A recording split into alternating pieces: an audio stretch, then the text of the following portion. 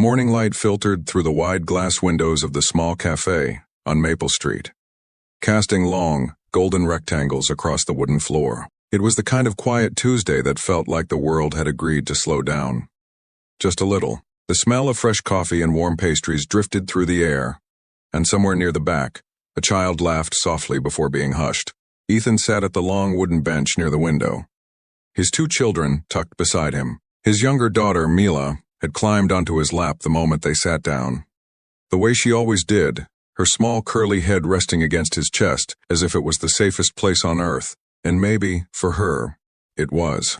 His older son, Noah, sat quietly to his right, his chin resting on his folded arms, watching the street outside with that thoughtful, serious expression he had inherited from his mother. Ethan noticed it every now and then, that look, and it made his chest ache in a way he had learned to carry quietly. He ordered 2 hot chocolates and a black coffee. He stirred his slowly, not really tasting it. It had been 14 months since the divorce was finalized. 14 months of school drop-offs and grocery runs, and bedtime stories told in a voice that tried very hard to sound steady. He was doing his best. Everyone kept telling him that. He was doing his best, and most days he believed it. But some mornings, like this one, he simply sat with his children in a warm cafe and let himself breathe. That was when the door opened. She came in carefully, the way people do when they are carrying something fragile, except what she carried was herself. Her name was Sonia. She was young, maybe 26 or 27, with blonde hair pulled loosely back and a blue shirt that had seen better days. Her arms were fitted with black forearm crutches, the kind that wrap around the elbow and give support from below. And below her left knee, where a leg should have been, there was a prosthetic limb, dark and mechanical, meeting the floor with quiet precision as she moved. She did not rush. She moved the way someone moves when they have made peace with being noticed. Not because they enjoy it, but because there is simply no other way. She glanced around the cafe, looking for somewhere to sit. It was not crowded, but the arrangement of chairs and tables made it awkward for someone with crutches to navigate easily. There were narrow gaps between chairs, a step near the counter she had already avoided by coming through the side entrance, and the few open seats that remained were tucked in corners or beside tables already occupied. She paused near Ethan's table. There was space at the far end of the bench, enough room for one person, right beside Noah. She stood for a moment, her crutches holding her steady, and looked at the spot. Then she looked at Ethan. Her eyes were light brown, and there was something careful in them. Something that had learned to ask without hoping too loudly. "Excuse me," she said. Her voice was soft but clear. "Can I sit here?" Ethan looked up from his coffee. He looked at her, then at the space beside Noah, then back at her. He did not answer immediately. Something moved across his face, a flicker of thought, of consideration. Mila turned to look too, peering at the woman with the open curiosity. Only very small children are allowed to have. Then Ethan said, "Actually, wait just a second." He shifted Mila gently off his lap and stood up. He picked up his coffee cup and Noah's hot chocolate. He nodded to Noah, who straightened immediately, reading his father without needing words. Together, quietly and without performance, they moved. Ethan slid the wooden bench out slightly from the table, creating more space. He moved his bag from where it had been, hanging on the bench's edge. He pulled the nearest chair away so that there was a clear, open path to the seat. Wide enough for crutches. Wide enough for someone who needed a little more room than the world usually offered. Then he looked at Sonia and said, "There you go. Take as much space as you need." It was a small thing, a rearrangement of wood and air, but Sonia stood very still for a moment, and her expression changed in a way that was hard to describe. It was not surprise exactly, though there was some of that. It was something quieter, something that looked like a wall, one she had built carefully over years of navigating spaces not designed for her, coming down just slightly, just enough to let a little warmth through. Her eyes filled. She blinked.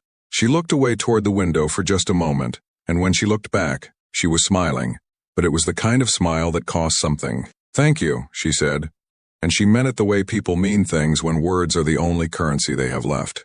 She settled onto the bench slowly, resting her crutches against the wall beside her, where they would not be in anyone's way. She set her small bag on the table and exhaled. The quiet exhale of someone who has been holding themselves upright for a long time and is finally allowed to rest. Mila, who had been watching all of this with enormous eyes, leaned toward her father and whispered something that was not really a whisper at all. "Daddy, she has a special leg." Ethan opened his mouth, but Sonia spoke first gently. "I do," she said to Mila, with a small nod. "It helps me walk." Mila considered this with great seriousness. "Does it hurt?" "Not anymore," Sonia said. "It did for a while, but now it is just part of me." Mila seemed satisfied with this. She leaned back against her father and returned to her hot chocolate, and the strange tension that sometimes fills moments like these dissolved into something ordinary and warm. Ethan apologized quietly. "Sorry she asks a lot of questions." "No," Sonia said. "It is fine. Kids ask the real questions. I don't mind." They were quiet for a bit. Sonia ordered a tea from the passing server and wrapped both hands around the cup when it arrived. As if drawing warmth from it, outside a delivery truck rumbled past.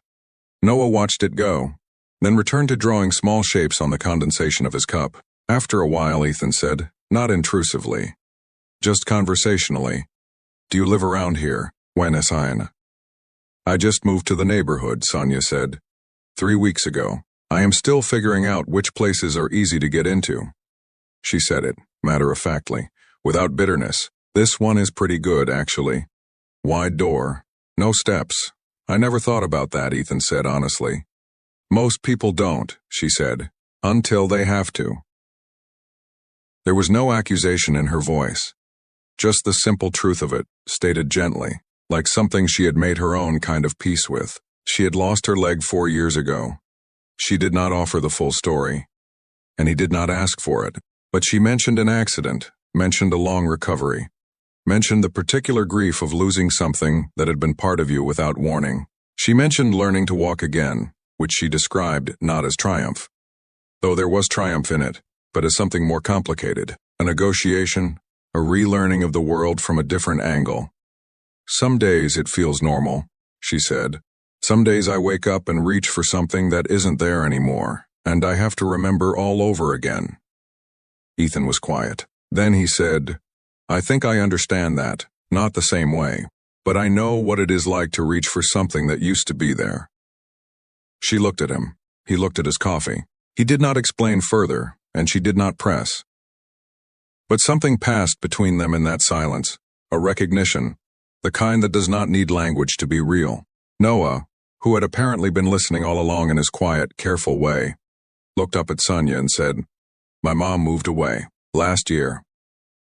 Sonia looked at him with gentle attention. That must have been hard.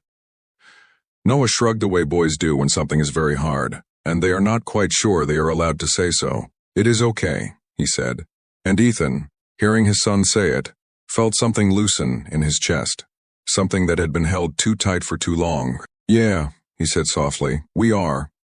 They stayed in the cafe longer than any of them had planned. Mila eventually fell asleep against Ethan's arm, her hot chocolate half finished. Noah showed Sonia the shapes he had been drawing, small animals and cars, and one that was supposed to be a rocket, and she told him it was the best rocket she had ever seen on a cafe table, which made him laugh for the first time all morning. Sonia told them about her job. She was a writer, mostly for small publications, but she was working on something longer, something that had to do with the way cities are designed and who gets left out of that design. She told it quietly, without grandeur, but her eyes brightened when she talked about it, and Ethan found himself listening, not just to be polite, but because she made things sound worth hearing. When it was time for them to go, Ethan gathered Mila gently so as not to wake her, and Noah packed up his things with careful efficiency. Sonia began reaching for her crutches, and Noah, without being asked, picked them up quietly and handed them to her. She looked at him for a moment. "You are a good kid," she said. He turned slightly pink and looked at his shoes. "Thanks," he mumbled. At the door, Ethan held it open.